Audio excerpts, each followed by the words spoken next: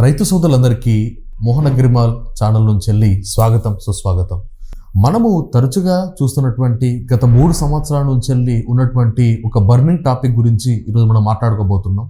So మీరు చూసినట్లయితే ఒక రోడ్ సైడ్ చూసినా, లేకపోతే పొలాలంటే చూసినా, లేకపోతే మన ఇక్కడ ఫీల్డ్లో చూసినా కానీ ఎక్కువగా ఈ వేప చెట్టు అనేది కంప్లీట్గా దాని కలర్ మొత్తం షేడ్ అయిపోయి ఆకులు, కొమ్మలు, ఏకంగా వృక్షం కూడా మొత్తం కూడా చనిపోయేటువంటి పరిస్థితి అనేది ఈరోజు మనము ఏపీ, తెలంగాణ, కర్ణాటక మన 3 రాష్ట్రాలు కూడా దీన్ని చూడడం జరుగుతుంది. ఇది ఏ రోజు కూడా మనకు ఇలాంటి సమస్య అనేది మనకు కంటికి కనబడలేదు. బట్ ఇప్పుడు మాత్రం ఇంత పెద్ద టాపిక్గా మారిపోయి ఇంత పెద్ద సమస్యకు దారి చేయడం జరిగింది.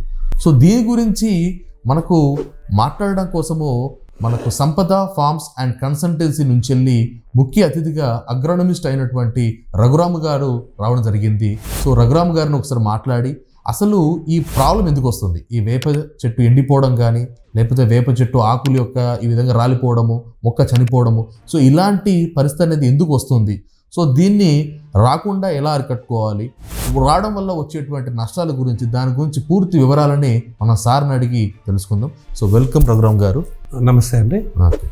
సో ఇది ఈ వేప చెట్టు ఈ ఎండిపోవడం కానీ చనిపోవడం కానీ గత మనం 3 సంవత్సరాలు చూస్తున్నాం. అంతకుముందు మనం ఎప్పుడు ఇది ఎరగనిది. ఇలా రావడం కోసము ముఖ్యంగా అసలు ఏ కారణం, సో అసలు ఏ కారణం వల్ల వస్తుందని మీ యొక్క ఒపీనియన్ చెప్తారా? ఈ అవకాశం ఇచ్చినందుకు మోహన్ అగ్రిమాల్ వారికి ధన్యవాదాలు. థ్యాంక్ యూ అండి. ఈ డైబ్యాక్ డిసీజ్ అనేది వేపలో మన ప్రాంతంలో మనం ఈ మధ్య 3-4 సంవత్సరాల నుంచి గమనిస్తున్నాము. కానీ మొదట ఇది 1980 సంవత్సరంలో ఇప్పటి ఉత్తరాఖండ్ రాష్ట్ర రాజధాని డెహ్రాడూన్లో రావడం జరిగిందండి. సో అక్కడి నుంచి అది స్ప్రెడ్ అవుతూ వ్యాప్తి చెందుతూ మన సౌత్ ఇండియాకు వచ్చింది. Compare to north India, south ఇండియాలో మన వేప చెట్లు ఎక్కువగా ఉంటాయి. సో వేపకు ఇంకొక విశిష్టమైన ముఖ్యమైన గుణం ఏమంటే, సహజ వ్యవసాయంలో మనము వేప గింజలు అనేటివి వేప నూనె ద్వారా, వేప చెక్క ద్వారా రైతులు వాడుతుంటారు. ఈ విధంగా వేప మొక్కలు విపరీతంగా చనిపోవడం అనేది ఈ సహజ వ్యవసాయానికి బాగా గొడ్డలి పెట్టవుతుందండి. ఈ యొక్క సమస్యను డైబ్యాక్ డిసీజ్ అంటాము. అగ్గి తెగులు అని కూడా మనము దీన్ని అనవచ్చును. సో ఈ తెగులు సోకిన మొక్కలు ఏమవుతుందంటే, వేప చెట్టు చివర్లలో ఉన్న లేత మొక్కలు, లేత కొమ్మల చివర్లలో ఉన్న లేత మొక్కలు ఎండిపోయి మీకు రాగి రంగులో కనపడతాయి. సో ఆ రాగి రంగులో కనపడిన మొక్కలకు ఈ తెగులు వచ్చిందని మనం గమనించుకోవాలి. సో దీనికి ముఖ్యంగా ఏ విధంగా జరుగుతుందంటే, టీ మస్కిటో బగ్ అని ఒక క్రిమి ఉంటుంది, ఒక పెస్ట్. అది వేప చెట్టు లేత కొమ్మల చివర్లలో చిన్నగా ఒక గాయం చేస్తుంది. గాయం చేసి అది వెళ్ళిపోతుంది. సో ఫస్ట్ ఒక పెస్ట్ వలన ఒక గాయం జరుగుతుంది.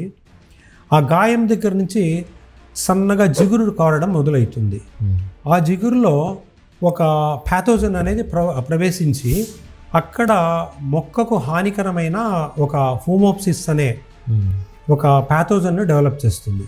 అది మెల్లిగా ఆ తెగులు మొక్కకంతా పాకి ఎక్కడైతే ఆ తెగులు వ్యాప్తి చెందిందో ఆ భాగం అంతా చనిపోతుంది. కాలక్రమేణా ఒక 3 లేదా 4 సంవత్సరాల్లో ఆ మొక్క కంప్లీట్గా చనిపోతుంది. సో అంటే మొత్తం ఇది ఏంటంటే ఒక తెగులు వల్ల, సో మనకు రైతువారి భాషలో కానీ మన కామన్ భాషలో చెప్పాలంటే ఇది ఒక తెగులు వల్ల వచ్చిన ప్రాబ్లం తప్ప ఇది ఇంక వేరే ఏ ఇతర ప్రాబ్లం కాదు.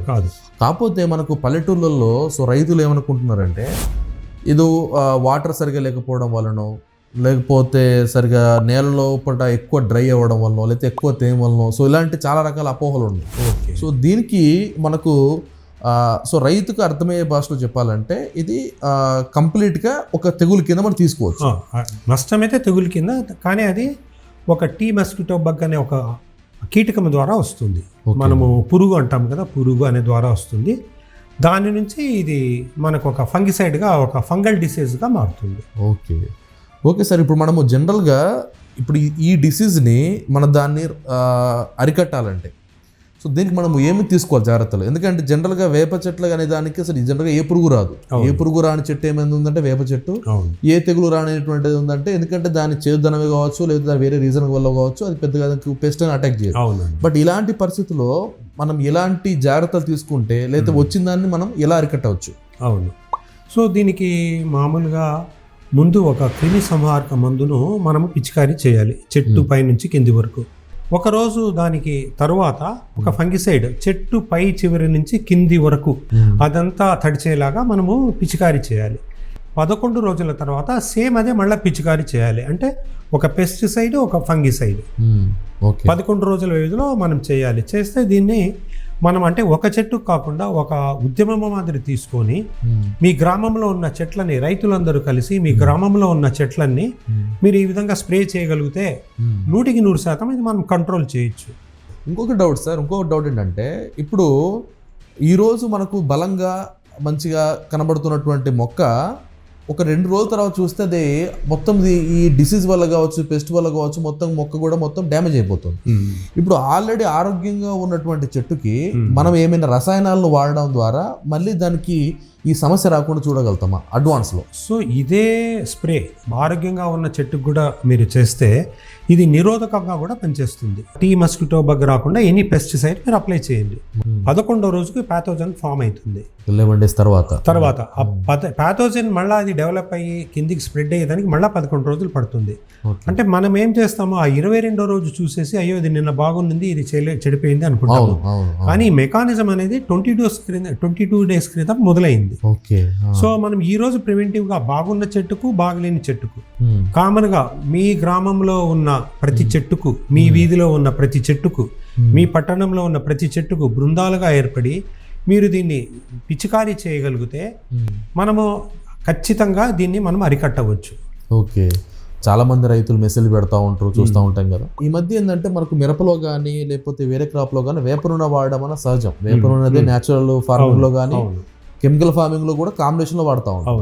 అయితే ఈ తయారు చేసే వేప నూనె అనేది ఈ వేప గింజల నుంచి చేస్తారు కదా. సో ఈ తెగులు వచ్చినటువంటి వేప గింజల నుంచి వెళ్ళి ఈ వేప నూనె తీసి వాడడం వల్ల దీని వల్ల ఏమన్నా మనకు స్ప్రెడ్ అయ్యే అవకాశం ఉంది? ఇది టీ మస్కిటో బగ్గు వేరు కొమ్మకు గాయం చేస్తుంది. వేరు కొమ్మ భాగాలను అది నాశనం చేస్తూ చంపుకుంటూ వెళ్తుంది. కానీ దానికి వచ్చే కాయల వలన దీనికి ఏ విధమైన ఎఫెక్ట్ ఉండదు. అంటే దీనివల్ల మీ పంటలకు వచ్చే నష్టం ఏమి 100% ఉండదు. అది ఎవరైనా మీరు చెప్పినా నమ్మొద్దు, అది స్ప్రెడ్ కాదు అది. ఓకే. సో ఇది మీ నోటీస్లో సార్, ఎందుకంటే మీరు దీని మీద చాలా రీసెర్చ్ చేశారు కాబట్టి అడుగుతున్నాను. ఇది ఫస్ట్ మనకు ఎక్కడ స్టార్ట్ అయింది అంటే ఇంకా ఏపీ తెలంగాణలో ఏంటంటే చాలామంది అంటే ఫస్ట్ హైయెస్ట్ కూడా మనకి ఎక్కువ వేప చెట్లు కూడా ఇటు సైడే ఉంటాయి. సో ఫస్ట్ ఇది ఎక్కడ స్టార్ట్ అయింది, అది ఎక్కడ ఎంతవరకు స్ప్రెడ్ అయిపోయింది ఇప్పటివరకు? As per the available scientific records government మన భారతదేశంలో ఇది 1980లో డెహ్రాడూన్ ప్రాంతంలో నోటీస్ చేశాము. ఓకే. సౌత్ ఇండియా క్లైమాటిక్ కండిషన్లో విపరీతంగా స్ప్రెడ్ కావడం మొదలుపెట్టింది. నార్త్ ఇండియాలో ఉన్న లో టెంపరేచర్స్, ఎక్స్ట్రీమ్ టెంపరేచర్స్తో అక్కడ స్ప్రెడ్ కాలేదు. మనకు మొదటగా కనపడింది కర్ణాటక రాష్ట్రంలో కనపడింది అది. Okay sir. కర్ణాటక నుంచి ఎక్కడికి వచ్చింది?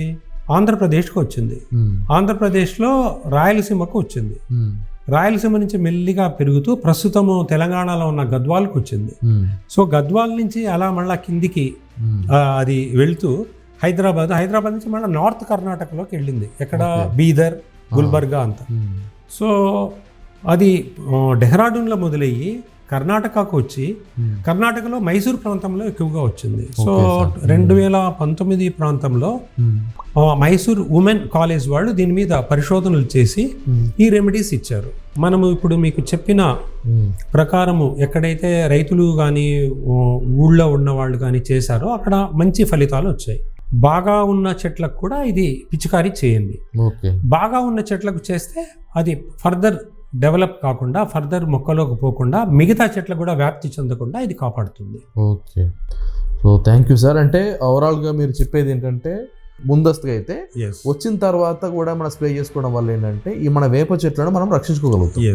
ఫంగిసైడ్ ముందు, ఇన్సెక్టిసైడ్ 2వ రోజు చేయొద్దు. ఓకే. మొదటి రోజు ఇన్సెక్టిసైడ్, ఓకే, 2వ రోజు ఫంగిసైడ్. ఆరోగ్యంగా ఉన్న వృక్షం కావచ్చు, ఆరోగ్యంగా లేనటువంటి ప్లాంట్ కావచ్చు, ఇందులో దేనికైనా కానీ మనము కంపల్సరీగా ఒక ఇన్సెక్టిసైడ్ని అంటే ఒక పురుగు మందుని, ఒక తెగుల మందుని, ఒక పురుగు మందుని, తెగుళ్ళ మందుని మార్చి కనుక మనం వాడుకున్నట్లయితే దీని నుంచి వెళ్ళి రాని వాళ్ళకేమో రాకుండా ఉంటుంది, వచ్చిన దానికి ఏంటంటే కంట్రోల్ అవ్వడానికి ఇది బాగా ఉపయోగపడుతుంది. సో ఇలాంటి మంచి వాల్యుబుల్ ఇన్ఫర్మేషన్ కోసము మీరు మోహన్ అగ్రిమాల్ని సబ్స్క్రైబ్ చేసుకోండి.